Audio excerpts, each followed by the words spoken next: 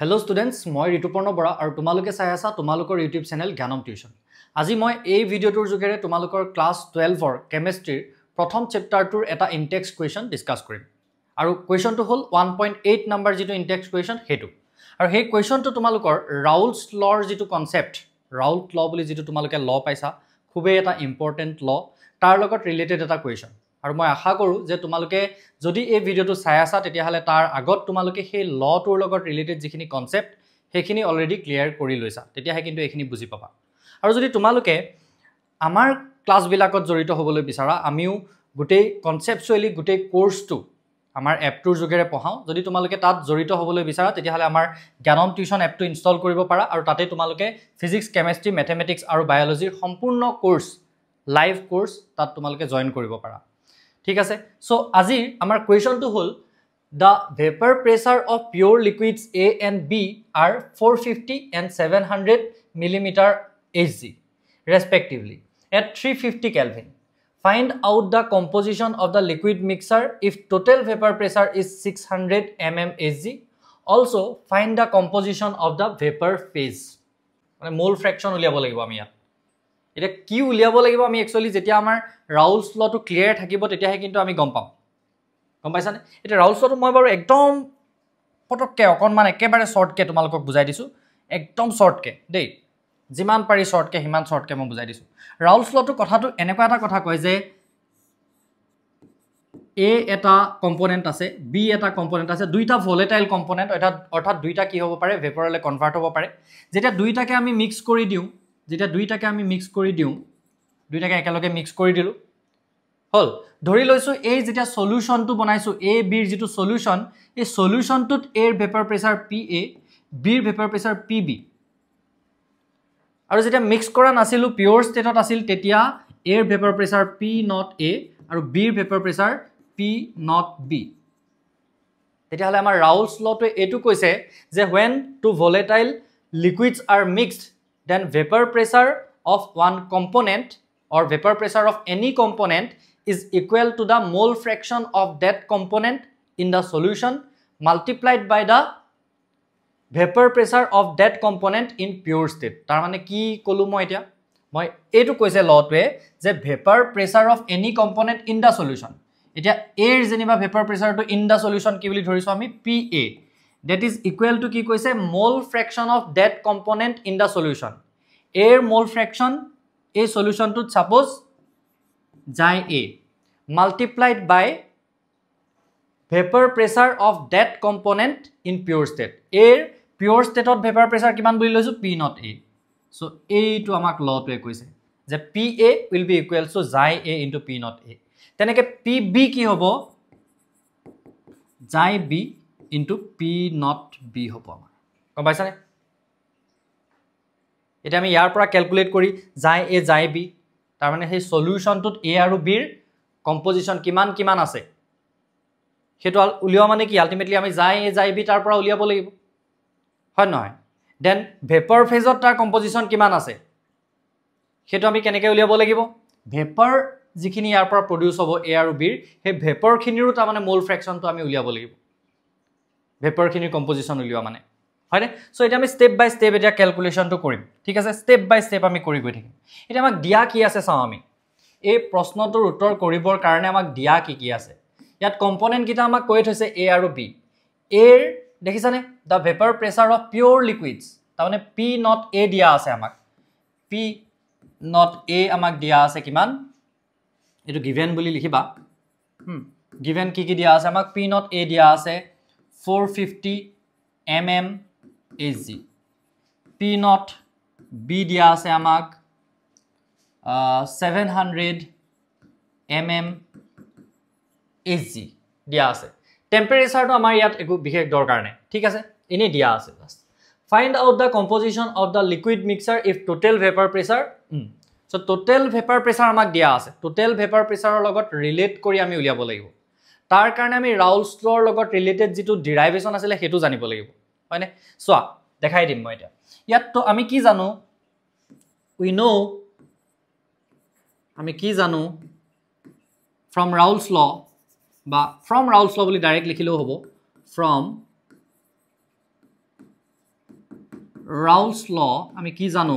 যে PA is equal to xi A into P not A হয় and PB equal to xi B into P not B এটো আমি জানো এটা সলিউশনটোত আসিলে কি A আৰু B হল সলিউশনটোত কি কিহৰ ভেপাৰ প্ৰেসাৰ আছে তেতিয়া হলে A আৰু B এৰ ভেপাৰ প্ৰেসাৰক আমি কি বুলি কৈছো PA B এৰ ভেপাৰ প্ৰেসাৰক আমি কি বুলি কৈছো PB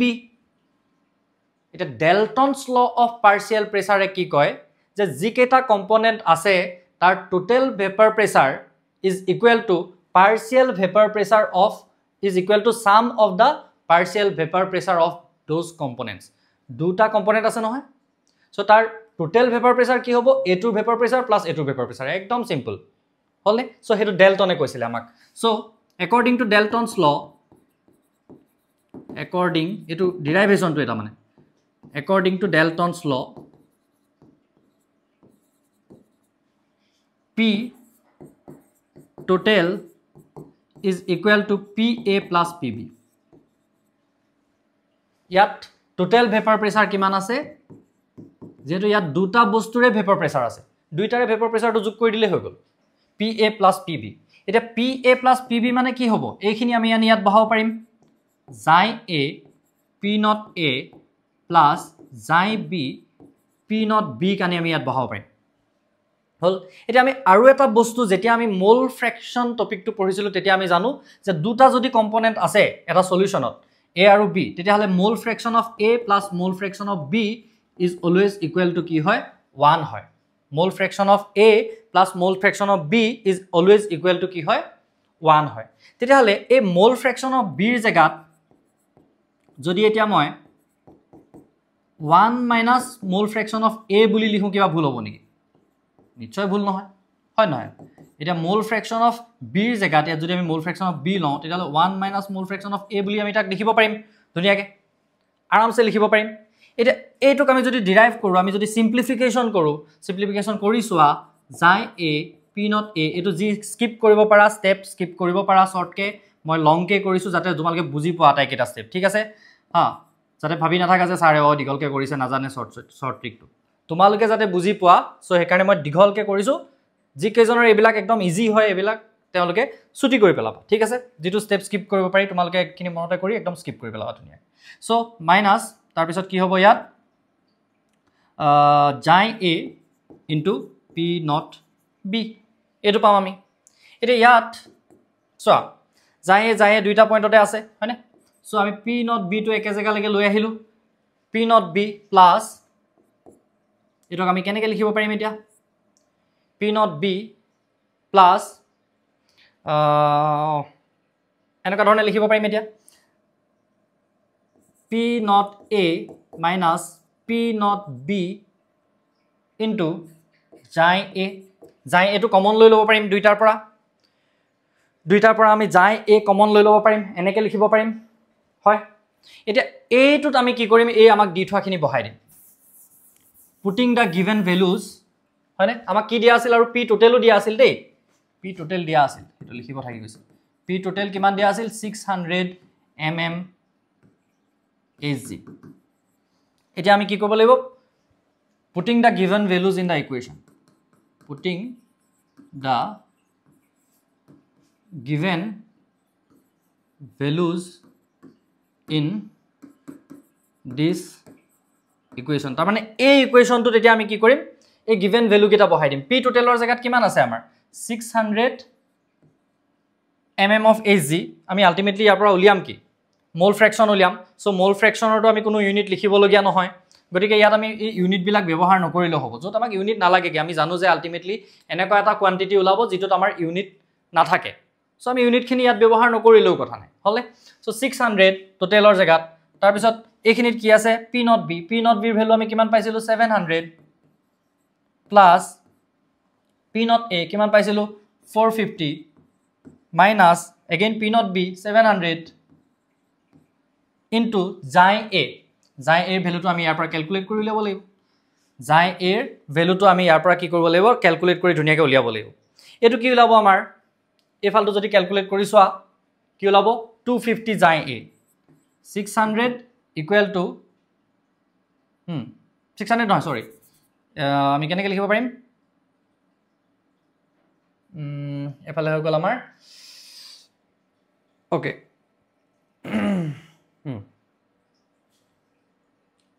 ওকে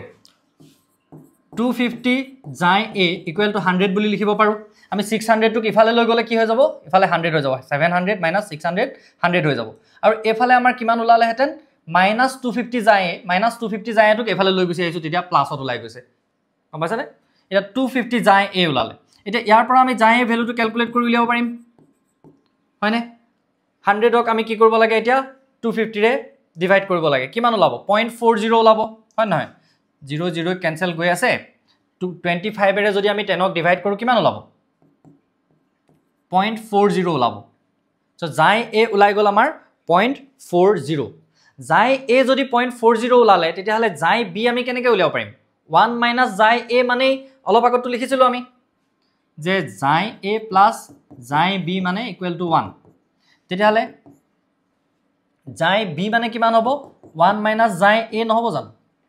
তেলে যায় B টো কেনেকৈ উলিয়াব পাৰিম therefore যায় B equal to 1 minus 0.40 ultimately 0.60 ওলালে যায় B ৰ ভ্যালু কিমান ওলাই গল এটো ওলাই গল হল এটো ওলাই গল আই থিংক এখিনি লিখি তোমালোকৰ হৈ গৈছে এতিয়া আমি কি কৰিব পাৰিম নেক্সট এইখিনি পাৰ্ট আমাৰ হৈ গল ইউজ হলে মহাই দিছো ঠিক আছে সো এতিয়া আমি কি কৰিব পাৰিম এইখিনি ব্যৱহাৰ কৰিব পাৰিম এই ভ্যালু কিটা আমি এতিয়া ডেল্টন ৰাউলছ লটো যেতিয়া আমি ব্যৱহাৰ কৰিব পাৰিম ধুনিয়াকে ৰাউলছ লটো আমি ধুনিয়াকে ব্যৱহাৰ কৰিব পাৰিম এইটো কি পালো আমি এটো লিকুইড ফেজত তাৰ কম্পোজিশনটো সেই সলিউশনটো কেনেকে কম্পোজ হৈছে লিকুইড ফেজত A ৰ মোল ফ্ৰেকশন কিমান আছে ইমান B ৰ মোল ফ্ৰেকশন কিমান আছে ইমান সেই লিকুইড খিনিত A আৰু B ৰ লিকুইড খিনিৰ হেতু মোল ফ্ৰেকশন কিন্তু তাৰ পৰা যে এই ভেপাৰ খিনি প্ৰডিউস হৈছে A আৰু B ৰ সেই ভেপাৰ খিনিৰ কম্পোজিশনটো কি হ'ব এটা আমি উলিয়াব লাগিব তাৰ কাৰণে আমি PA PB উলিয়াই লব লাগিব প্ৰথমতে হলনে তাৰ কাৰণে আমাক PA PB উলিয়াই লব লাগিব এটা PA therefore PA কেনেকৈ ওলাব PA কেনেকৈ ওলাব মোল ফ্ৰেকশন অফ A আকৌ লিখি না থাকো আৰু এখিনি হা mole fraction of A into যায় A কিমান ওলালে আমাৰ sorry mole fraction of A into P not A 450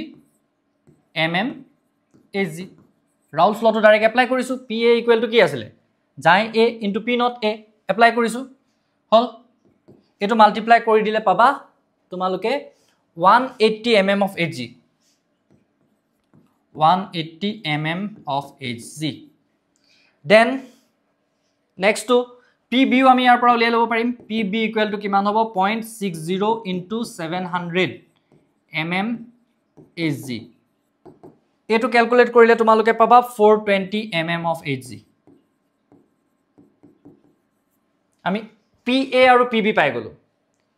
এটা প্ৰশ্নটো আমাৰ ইমানটো শান্ত থকা নাই প্ৰশ্নটো কি হৈছে হা প্ৰশ্নটো আমাক কি হৈছে find out da composition of da liquid mixer liquid মিক্সাৰটো কম্পোজিশনটো আমি গম পালো এটো মোল ফ্ৰেকশন ইমান আছে হল তাৰ পিছত আমাক কি উলিয়াবলৈ কৈছিলে vapour pressure is 600 mmHg also find the composition of the vapour phase to তাৰ কম্পোজিশনটো উলিয়াবলৈ কৈছে সেই কাৰণে আমি এটো উলিয়াই লৈছো এটা ভেপাৰ ফেজত কম্পোজিশন উলিয়াবলৈ আমি ডেল্টনৰ ল এটা ব্যৱহাৰ কৰিব লাগে যেটো আমি স্টেটস অফ মেটাৰত ফাৰ্স্ট ইয়াৰত পালোহেতেন কিন্তু ডেল্টন ল হে ফাৰ্স্ট ইয়াৰত চেপ্টাৰটো অটৰাই দিয়া হৈছিল কিন্তু এতিয়া আমাক যেতিয়া টিচাৰে বুজাব ৰাউলছ লটোৰ লগত সেইখিনি বস্তু ডেসক্ৰাইব কৰি দিব টেনচন লব নালাগে মই যেতিয়া বুজাইছো মই এইখিনি বস্তু ধুনিয়াকৈ ডেসক্ৰাইব কৰি দিছো লগত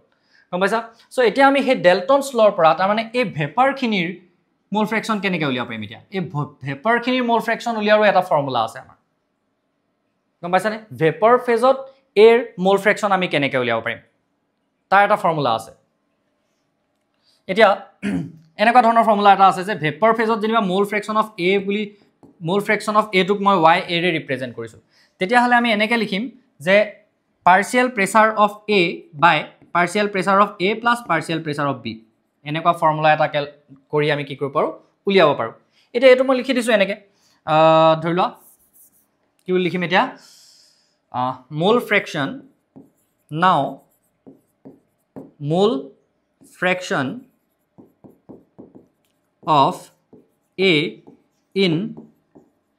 তোমালোকে কোনোবাই যদি স্পিডত বুজোৱাৰ কাৰণে বুজিবলৈ অসুবিধা হৈছে অকমান স্লো কৰি চাবা ৰিপিট কৰি চাবা যদি কনসেপ্টটো ক্লিয়াৰ আছে আলটিমেটলি বুজি পাবা ধুনীয়াকৈ হল so mole fraction of a in vapor phase ত a ৰ মোল ফ্ৰেকশন কিমান হেতু ya বুলি ধৰি তোমালোকৰ টেক্সট বুকখনত আছে ya সো হেতুক আমি কেনেকৈ কম এতিয়া vapor pressure of a by vapor pressure of a plus vapor pressure of b এনেকৈ ওলাব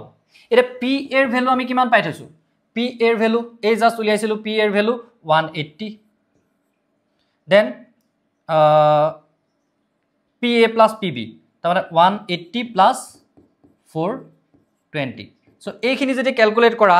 এইখিনি ক্যালকুলেট কৰিলে ওলাব 0.30 তার মানে ভেপার ফেজত এর মোল ফ্র্যাকশন 0.30 আমি এই লিকুইড খিনিতে উলিয়াইছিলো যাই এ যাই বি এই ভাবখিনিটো এটা মিক্সচাৰ সৃষ্টি হৈছে এৰ ভাবখিনি আৰু বিৰ ভাবখিনি হে এ আৰু বিৰ ভাবখিনিৰ মোল ফ্ৰ্যাকশন এটো হে ভাবখিনিৰ মোল ফ্ৰ্যাকশনটো কেনেকৈ উলিয়াও এনেকে প্ৰেসাৰ অফ এ বাই টোটাল প্ৰেসাৰ যদি বিৰ মোল ফ্ৰ্যাকশন উলিয়াও তেতিয়াহলে প্ৰেসাৰ অফ বি বাই টোটাল প্ৰেসাৰ হয়নে এতিয়া আমি বি টু কাৰণে এটো কৰিব না লাগে এটা গম পাই গলো যেতিয়া 1 মাইনাস এটো কৰি দিলে আমি বি টু গম পাই যাম হয় নহয় therefore তেতিয়াহলে কি ওলাব therefore যাই বি কেনেকৈ ওলাব আমাৰ 1 minus 0.30 that means point বা 0.70 একেটা কম্পোজিশন ভেপার ফেজত a আৰু b ৰ কম্পোজিশন কিমান a ৰ মোল ফ্ৰ্যাকশন কিমান আছে 0.30 b ৰ কিমান আছে 0.70 হলনে এইবিলাক কোৱেশ্চন কিন্তু এনেকুৱা ধৰণৰ কোৱেশ্চন এক্সামত অহাৰ চান্স থাকে ট্ৰিকি কোৱেশ্চন হয় আমি ভাবিব পাৰিব লাগিব আৰু যদি আমাৰ কনসেপ্টটো ক্লিয়াৰ না থাকে এইবিলাক প্ৰশ্ন আমি ভাবিয়ে নাপাম কি উলাই আহিছে এক্সামত গম পাইছানে কনসেপ্ট ক্লিয়াৰ থকাটো খুবেই জৰুৰী গতিকে আই হোপ তোমালোকৰ কনসেপ্ট বিলাক ক্লিয়াৰ আছে ভিডিওটো চোৱাৰ আগত আৰু আই হোপ যে তোমালোকৰ এই ভিডিও বিলাকৰ পৰা অলপ হলেও লাভ হৈছে নে নাই কমেন্ট কৰি প্লিজ জনাবা তোমালোকে এই কমেন্ট সমেন্ট নকৰা ভিডিও বিলাক চাই ঠিক আছে তো তেতিয়াহলে আকৌ এটা নতুন ভিডিওত লগ পাম তেতিয়ালৈকে থ্যাংক ইউ